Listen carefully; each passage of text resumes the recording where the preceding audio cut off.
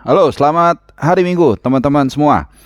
Ya, ini video pertama gua yang sendiri setelah mungkin kurang lebih sebulan ya gua absen. Jadi gua minta maaf buat kalian yang mungkin sudah subscribe dan ya udah lama nunggu-nunggu kapan gua ngeluarin video gua yang monolog ya. Dan jadi sekali lagi gua mohon maaf ya, memang karena ada kesibukan dan juga ada hal-hal lain yang harus gua kerjain, jadi agak sedikit terbengkalai.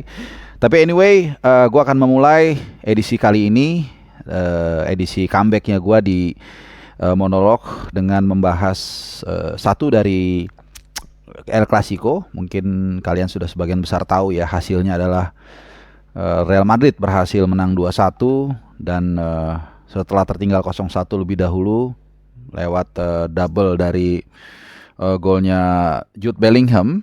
Jadi ini seperti yang juga sudah gue sering singgung bahwa Jude Bellingham ini adalah fenomena yang sangat menyita perhatian lah ya, karena kalau lihat dari harga memang mungkin nggak terlalu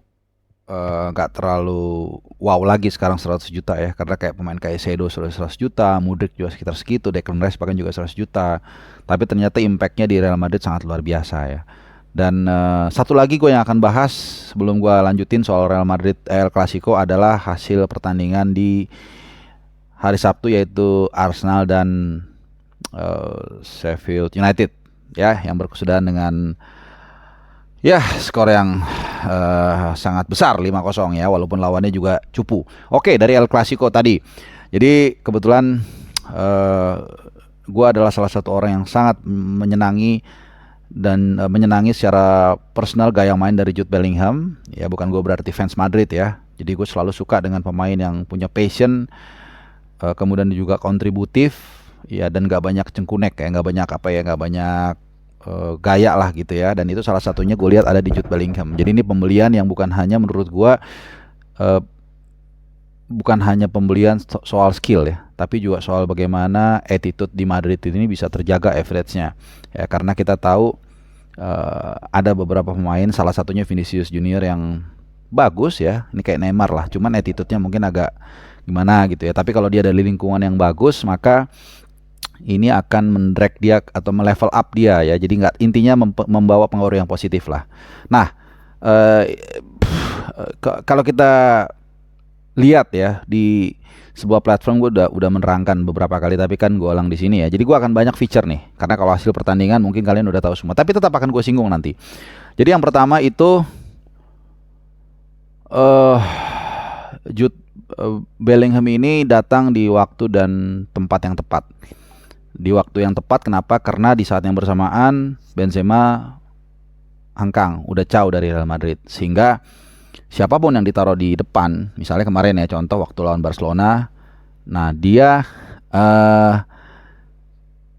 menurunkan false nine sebenarnya. Sama sekali nggak ada target man, karena mungkin Ancelotti berpikir ya dengan kekayaan taktik dia ya, memang itu tidak dibutuhkan.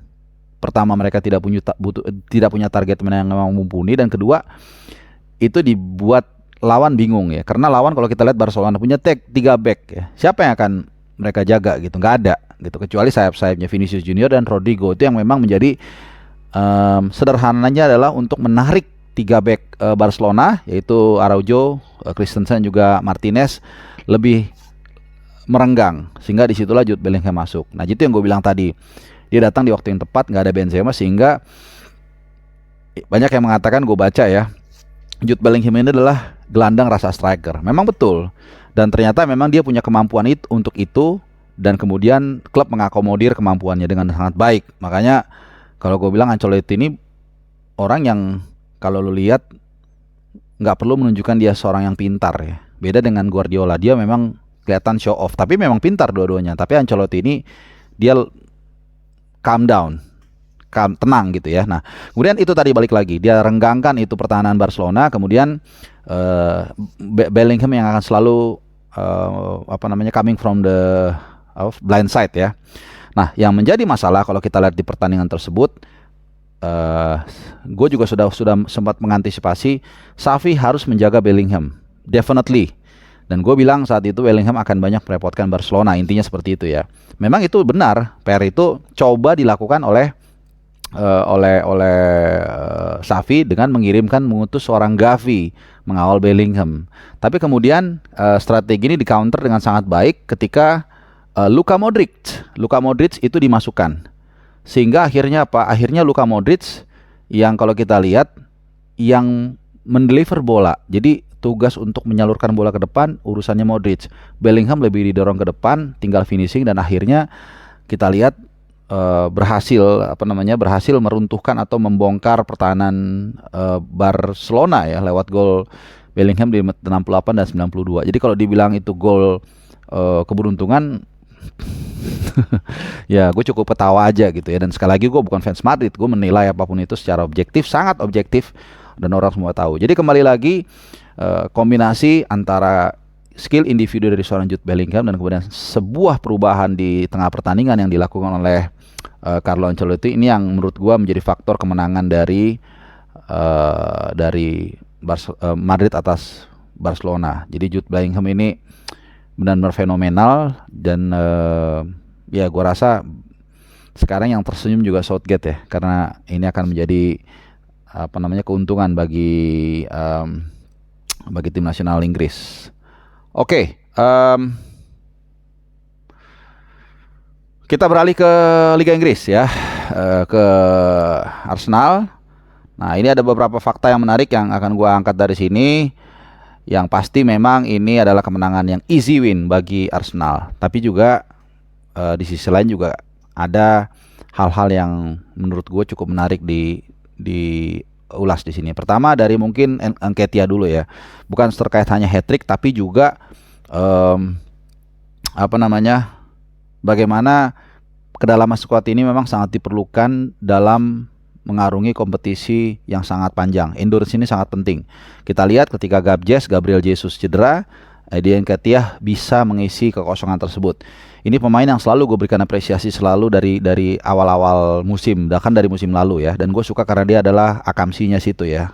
Jebolan Helen bersama Emil Smith Rowe dan juga Bukayo Saka.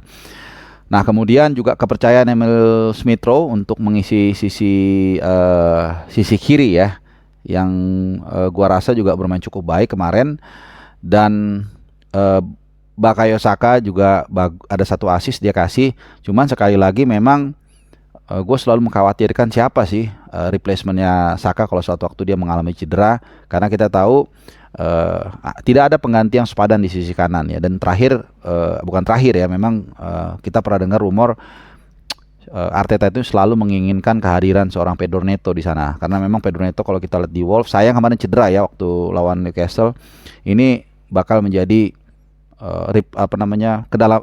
bisa menjadi pelengkap yang sangat pas kalau memang dia mau ke Arsenal. Tapi ya sebagai fans Arsenal, gue berharap Saka baik-baik saja sampai akhir musim gitu. Kalaupun enggak ya mungkin bisa dipaksa ya pemain-pemain lainnya main di sisi kanan walaupun gak ada yang sepadan. Nah, terus yang menarik juga nggak ada Odegaard di sana. Nah, Odegaard nggak ada. Nah, ini menurut gua kehandalan seorang Arteta yang bisa mensikapi situasi yang tidak ideal. Odegaard menurut gua agak turun penampilannya beberapa waktu terakhir, dan kesempatan bagi Arteta untuk katakanlah bukan menghukum ya, merotasi dia lah, untuk memberikan kesempatan bagi pemain lainnya seperti Kai Havertz dan juga Emil Smith Rowe ya. Ini kan sebenarnya menggantikan posisi di wing kanan wing kiri di formasi 4-3-3 di tengah gelandang itu ya.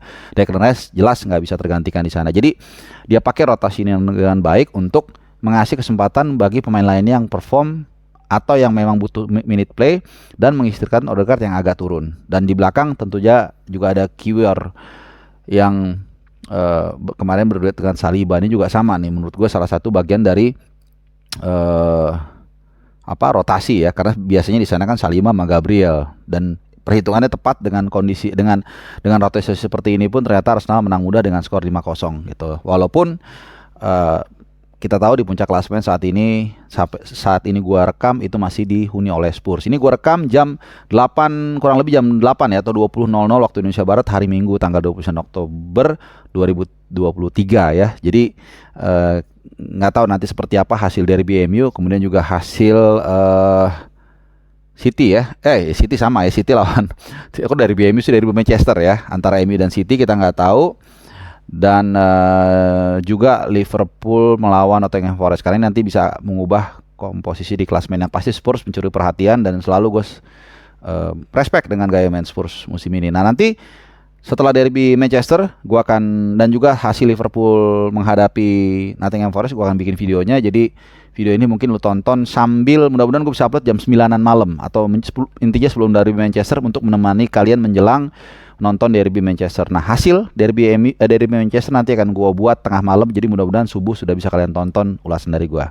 Terima kasih kalau kalian sudah kembali menonton video ini setelah gua lama absen. Semoga kalian tidak kapok. Jangan lupa subscribe dulu dan like dan juga share. Kalau kalian mau komen silahkan komen di bawah. Terima kasih, salam sehat, ciao.